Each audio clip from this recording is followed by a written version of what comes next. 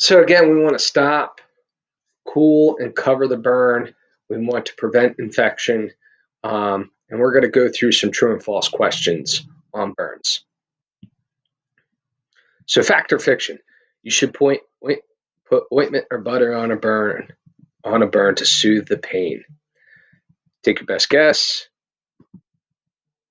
That is fiction. Placing greasy substances such as ointment on a burn is not effective for relieving pain or promote healing. I start to smile because I think about people in the 80s and 90s used to put oil on their skin, or even before that, to get a tan, and they would get some severe partial thickness burns.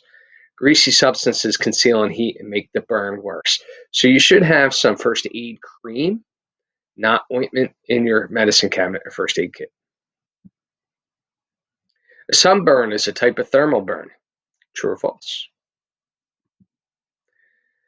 Sunburn is caused by overexposure to sun's ultraviolet UV rays. It's a type of radiation burn.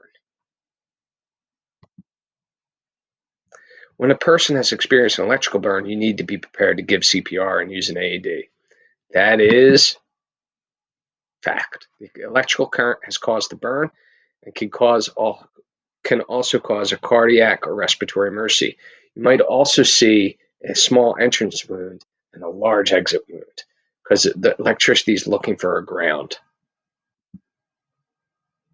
Apply ice to a burn to cool it. Fact or fiction? Fiction. Never use ice to cool a burn. This can cause more damage to the skin.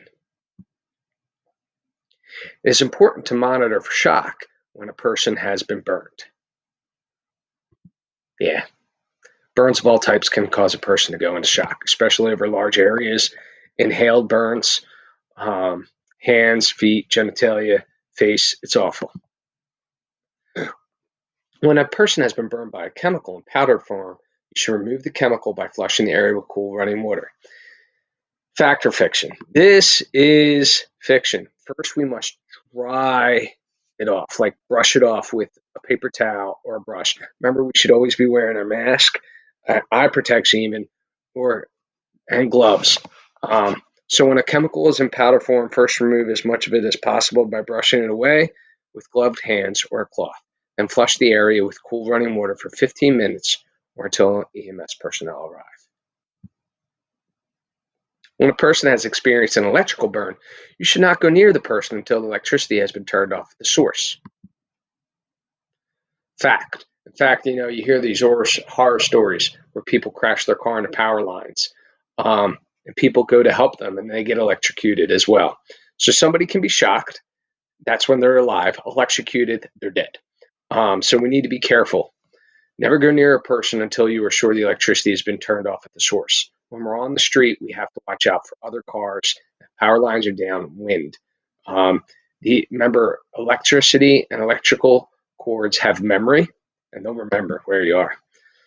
To cool a thermal burn, use cool or cold potable water. That is true.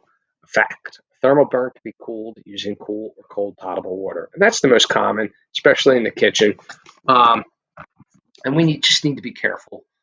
I've burned myself, loved ones have burned themselves. We just need to prevent infection in the long run.